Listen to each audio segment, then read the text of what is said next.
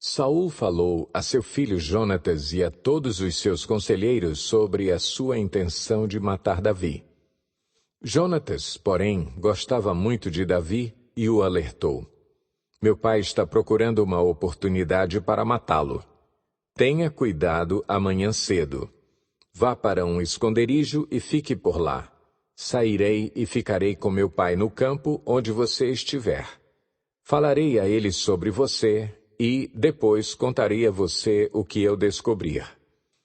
Jonatas falou bem de Davi a Saul, seu pai, e lhe disse: que o rei não faça mal a seu servo Davi. Ele não lhe fez mal nenhum. Ao contrário, o que ele fez trouxe grandes benefícios ao rei.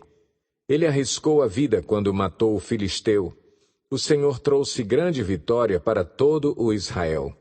Tu mesmo viste tudo e ficaste contente. Por que, então, farias mal a um inocente como Davi, matando-o sem motivo? Saul atendeu a Jonatas e fez este juramento: Juro pelo nome do Senhor que Davi não será morto. Então Jonatas chamou Davi e lhe contou a conversa toda. Levou-o até Saul e Davi voltou a servir a Saul como anteriormente.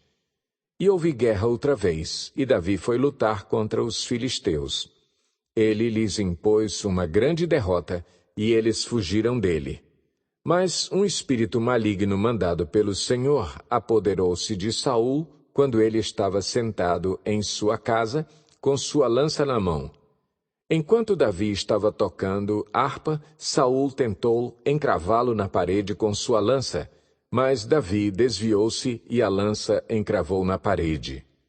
E Davi conseguiu escapar. Naquela mesma noite, Saul enviou alguns homens à casa de Davi para vigiá-lo e matá-lo de manhã. Mas Mical, a mulher de Davi, o alertou: Se você não fugir esta noite para salvar sua vida, amanhã estará morto. Então Mical fez Davi descer por uma janela e ele fugiu. Depois Mical pegou um ídolo do clã e o deitou na cama, pôs uma almofada de pelo de cabra na cabeceira e o cobriu com um manto. Quando chegaram os homens que Saul tinha enviado para prenderem Davi, Mical disse: Ele está doente. Então Saul enviou os homens de volta para verem Davi, dizendo: Tragam-no até aqui em sua cama para que eu o mate. Quando, porém, os homens entraram, o ídolo do clã estava na cama e na cabeceira havia uma almofada de pelos de cabra.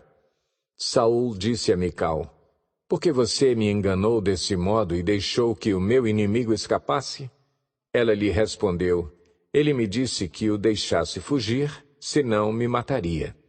Depois que fugiu, Davi foi falar com Samuel em Ramá e lhe contou tudo o que Saul lhe havia feito. Então ele e Samuel foram a Naiote e ficaram lá. E Saul foi informado: Davi está em Naiote, em Ramá, disseram-lhe. Então Saul enviou alguns homens para capturá-lo.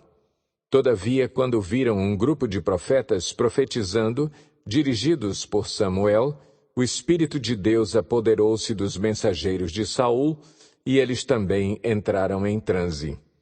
Contaram isso a Saul, e ele enviou mais mensageiros, e estes também entraram em transe. Depois mandou um terceiro grupo, e eles também entraram em transe. Finalmente ele mesmo foi para Ramá. Chegando à grande cisterna do lugar chamado Seco, perguntou onde estavam Samuel e Davi, e lhe responderam: em Naiote de Ramá. Então Saul foi para lá. Entretanto, o Espírito de Deus apoderou-se dele, e ele foi andando pelo caminho, em transe, até chegar a Naiote. Despindo-se de suas roupas, também profetizou na presença de Samuel, e, despido, ficou deitado todo aquele dia e toda aquela noite. Por isso o povo diz: Está Saul também entre os profetas?